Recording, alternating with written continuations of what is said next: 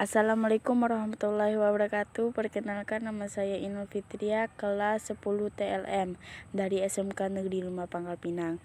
Kali ini saya akan membahas deskripsi tentang pengerjaan proyek daring pengenalan alat dan bahan laboratorium.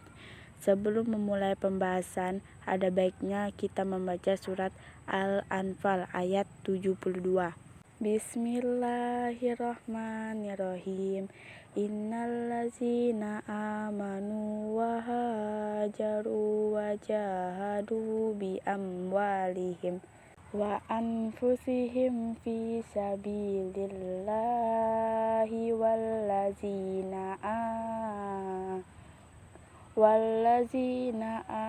awaw wa nasaru wa ulaika ba'duhum awliya'u ba'din wallazina amanu walam yuhajiru malakum min walayatihim min syai'in hatta yuhajirun. Wa inni ustansyurukum fi dini fa'alaikumun nashru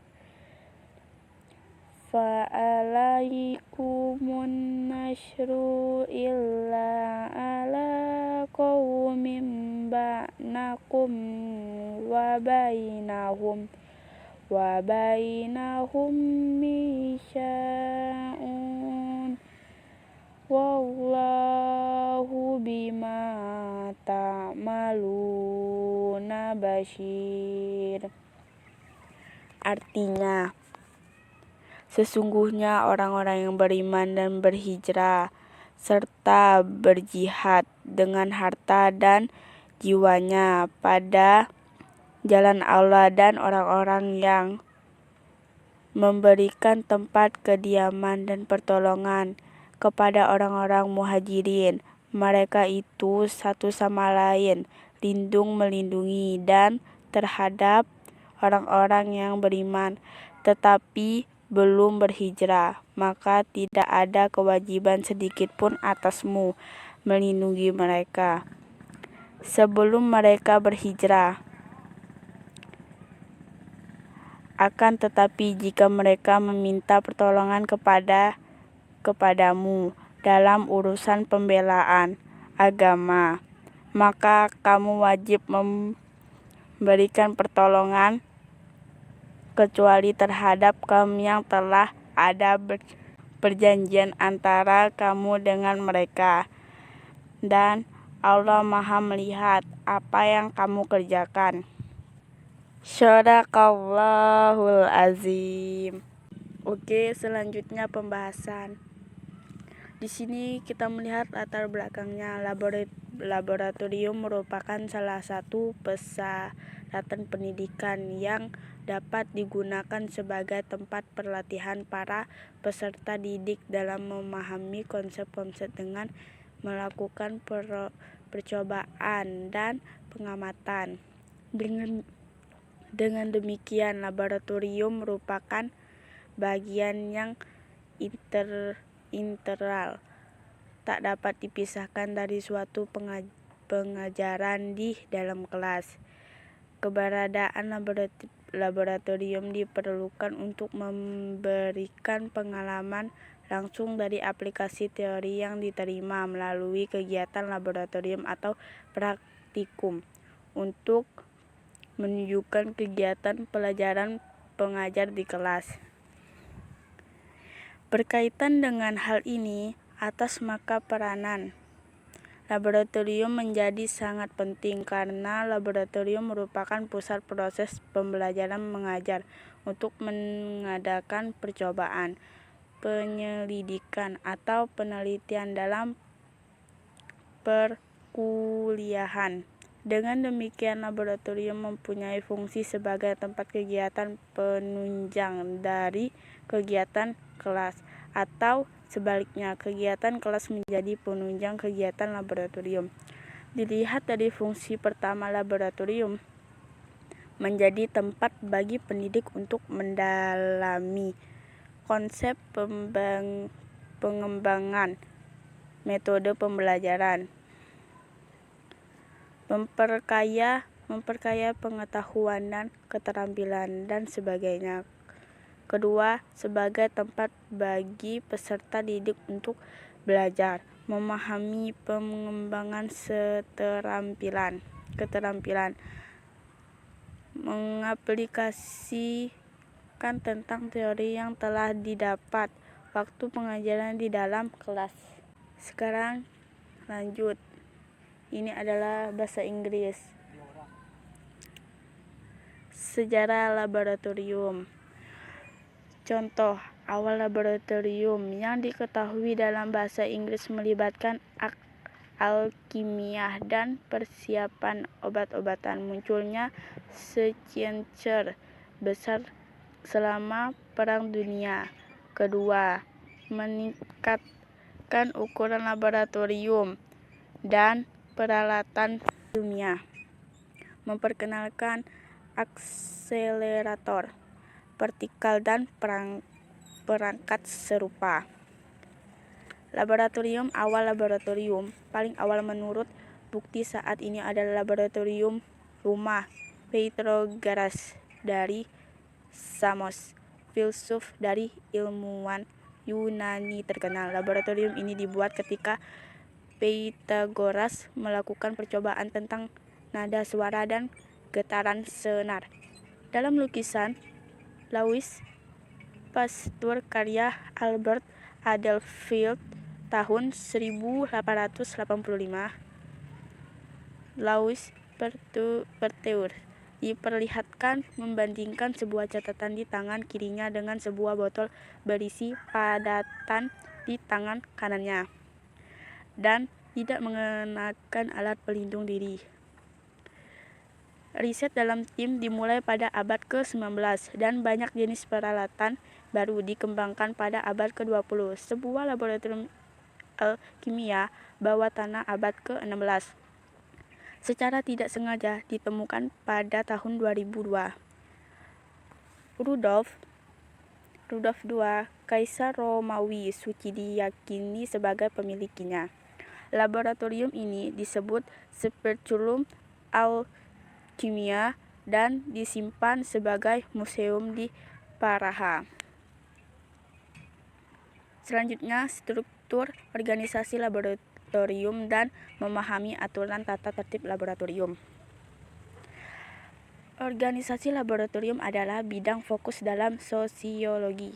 Para ilmuwan mempertimbangkan bagaimana pekerjaan mereka harus diatur, yang dapat didasarkan pada tema, tim, proyek, atau bidang keahlian.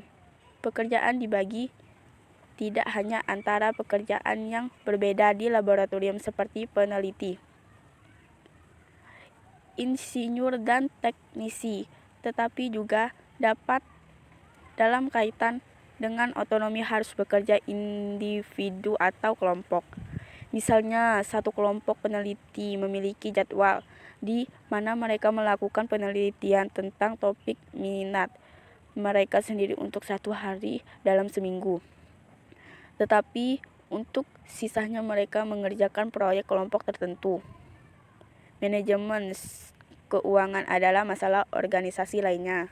Laboratorium ini sendiri adalah mode organisasi yang secara historis tertanggal. Hal ini dikarenakan kualitas hasil kerja peneliti yang bekerja sama secara keseluruhan lebih baik daripada peneliti yang bekerja sendiri-sendiri. Sejak tahun 1950-an, laboratorium telah berevolusi dari alat pendidikan yang digunakan oleh guru untuk menarik siswa terbaik ke dalam penelitian menjadi mode organisasi yang memungkinkan produktivitas ilmiah tingkat tinggi.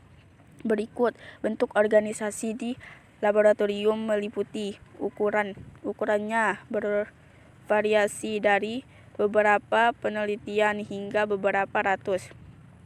Pembagian kerja terjadi antara desainer dan operator, peneliti, insinyur, dan teknisi, ahli teori dan peneliti, peneliti senior, peneliti junior, dan mahasiswa, mereka yang menerbitkan, mereka yang mendatangkan publik, dan lain-lain. Dan di antara spesialisasi, mekanisme koordinasi yang meliputi formalisasi tujuan dan tugas, standarisasi prosedur, protokol, manajemen proyek, manajemen kualitas, manajemen pengetahuan, validasi publikasi dan kegiatan lintas sektor, jumlah dan jenis seminar. Ada 3 faktor utama yang berkontribusi pada bentuk organisasi laboratorium. 1. Latar belakang pendidikan para peneliti dan proyek sosialisasinya. 2. Proyek intelektual yang terlibat dalam pekerjaan mereka, termasuk jenis investigasi di peralatan yang mereka gunakan. 4. Sejarah laboratorium. Next. Pedoman perilaku profesional bagi personal laboratorium. Dilihat di sini. Next.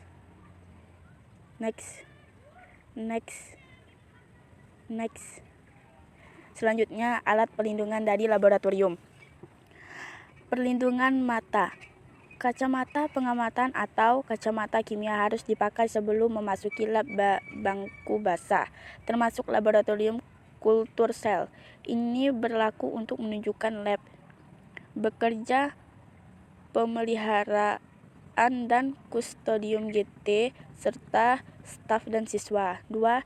Kacamata pengamatan harus memenuhi standar ANSI 87.1/2010 untuk ketahanan benturan dan memiliki pelindungan samping untuk melindungi percikan. 3. Kacamata kimia diperlukan untuk proses tertentu, di mana kacamata pengamatan dianggap tidak memandai. Jas laboratorium. 1. Harus dipakai sebelum menangani bahan kimia, biologis, atau sumber radiologi yang tidak tersegel. 2. Aku akan menutupi pemakaian sampai lutut. 3. Kain jas lab dari campuran poli kapas dapat diterima. Pengecualian meliputi lab digunakan api terbuka, seperti pembakaran alkohol. Jas lab harus terbuat dari katun 100% atau bahan tahan api. 2. Laboratorium di mana bahan piroforik ditangani jas lab harus dari bahan tahan api. Pelindungan wajah yang dikenakan di atas kacamata pengaman mungkin diperlukan untuk proses tertentu sebagaimana ditentukan oleh prinsip les investigator PI dan atau GTHEHS. Pelindungan wajah harus selalu dipakai di atas kacamata pengamatan atau Google bukan sebagai pengganti kacamata pengamatan atau Google. Proses yang melibatkan reaktor tekanan tinggi 3 PSI atau saluran pneumatik, 30 PSI saluran udara bertekanan tinggi, operasi pemesinan, dan beberapa prosedur kriogenik memerlukan penggunaan pilihan wajah di atas kacamata pengaman. Pelindungan tangan.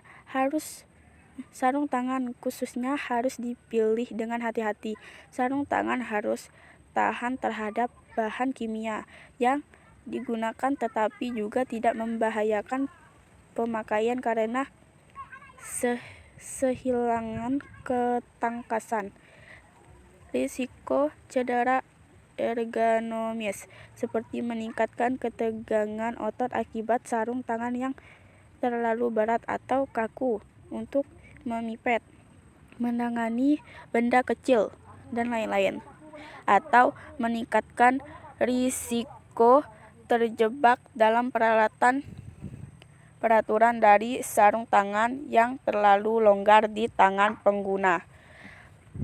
Perlindungan pernapasan. Respirator adalah pilihan terakhir untuk melindungi orang-orang di tempat kerja di bawah program pelindungan pernapasan Georgia Tech dan Federal Respiratory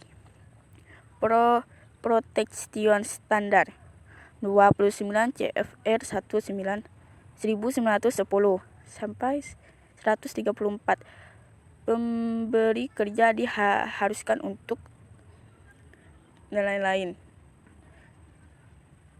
Alat-alat laboratorium farmasi. Di sini ada mikroskop. Mikroskop memegang peranan yang sangat penting di semua laboratorium. Mikroskop memegang peralatan penting untuk mengamati objek yang berukuran mikro. Pemilihan mikroskop didasarkan pada kegunaan dan perannya dalam sebuah laboratorium. Terdapat 4 macam mikroskop, yaitu monokular, binokular, trinokular, dan inverted. Berbagai mikroskop berkualitas tinggi, muatan Meiji Terno dari Anda akses mulai drainage selaku distributor peralatan laboratorium terlengkap di Indonesia. 2. Timbangan analitik. Timbangan analitik memegang peran penting dalam pengurusan massa benda yang akan diuji dalam sebuah laboratorium. Timbangan analitik memiliki kemampuan yang sangat spesifik untuk menimbang berat dengan massa yang sangat ringan. Timbangan analitik haruslah ada pada alat laboratorium farmasi. Dan nama lain timbangan analitik adalah timbangan garam halus, analytical balance, timbangan obat, neraca analitik, dan timbangan digital akurasi tinggi. Ketiga, spektrofotometer. Di sini kita lihat. Selanjutnya, next, alat-alat laboratorium TLM. Di sini ada centrifuge, urine analyzer, mikroskop, blood gas analyzer, alat rapid test. Next, di sini adalah bahasa Inggris. Sekarang, alat pemisahan campuran. Corong pisah digunakan pada saat akan memisahkan dua larutan yang tidak menyatu karena massa jenis yang berbeda. Corong pisah ini biasanya digunakan pada saat dilakukan ekstraksi, labu destilasi, fungsi untuk mendestilasi larutan. Pada bagian atas terdapat karet penutup dengan sebuah lubang sebagai tempat termometer. Kondensor berfungsi untuk destilasi larutan. Lubang bawah tempat air masuk, lubang atas tempat air keluar. Rotavapor fungsi untuk memisah zat dari suatu campuran, misalnya untuk memisah pelarut heksana yang digunakan untuk mengekstraksi minyak dari suatu benda. Next. Bahan-bahan berbahaya. Di sini kita lihat mudah meledak, mengoksidasi, sangat mudah sekali menyala, mudah menyala, flames. Next.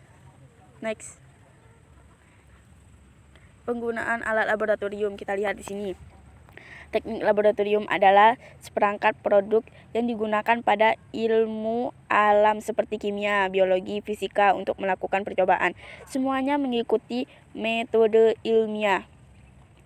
Sementara beberapa di antara melibatkan penggunaan peralatan laboratorium yang kompleks dari peralatan gelas laboratorium sehingga perangkap listrik dan peralatan lainnya yang memerlukan pasokan yang lebih spesifik atau lebih mahal. Peralatan laboratorium mengacu pada berbagai perlengkapan dan peralatan yang digunakan oleh ilmuwan yang bekerja di laboratorium. Peralatan klasik mencakup peralatan seperti pembakaran busen dan mikroskop, serta melengkapan khusus seperti ruang pendingin operan, spektrofotometer, dan kalorimeter. Peralatan laboratorium umumnya digunakan untuk melakukan percobaan atau mengukur dan mengumpulkan data. Peralatan yang lebih besar atau lebih canggih umumnya disebut instrumen ilmiah. Baik peralatan laboratorium dan instrumen ilmiah semakin banyak dirancang dan digunakan bersama dengan prinsip perangkat keras terbuka. Jenis alat laboratorium farmasi yang sangat banyak mungkin saja membuat Anda keliru mengenai fungsinya. Sekarang kita lanjut next, ini bahasa Inggrisnya ya. Kesimpulannya, ini adalah yang terakhir. Dari semua PPT di atas dapat ditarik kesimpulan sebagai berikut. 1. Alat yang digunakan dalam melakukan praktikum ini adalah gelas kimia, gelas ukur, tabung reaksi, Erlenmeyer, hot plate, pipet tetes, mikropipet, sikat tabung, sentrifus, lop cawan, petir, culture chamber, mikroskop cahaya, lampu busen, jarum OC, timbangan analitik, Austerlift, shaker water bath. 2. Masing-masing alat praktikum memiliki fungsi dan menggunakan penggunaan yang berbeda-beda saat melakukan pengamatan, terutama jika hasil diharapkan berupa data kuantitatif. Dibutuhkan ketelitian yang sangat tinggi. Seringkali kita membutuhkan alat bantu untuk mendapat ketelitian yang diharapkan. Peralatan yang digunakan dalam pengamatan biasanya digunakan untuk mengukur atau mengamati objek-objek yang ukurannya tidak dapat diamati langsung oleh indera manusia. Menggunakan alat-alat pengamatan harus dilakukan secara hati-hati agar dapat digunakan dalam jangka waktu yang lama, terutama peralatan laboratorium. Dalam menggunakan peralatan laboratorium, kamu harus memiliki keterampilan, kecermatan, dan ketelitian agar diperoleh data yang akurat. Untuk ini, kita perlu mengenali bagian-bagian dan cara kerja dari alat tersebut. Berikut akan disampaikan beberapa alat yang sering digunakan dalam pengamatan dan praktikum. Sekian, terima kasih. Wassalamualaikum warahmatullahi wabarakatuh.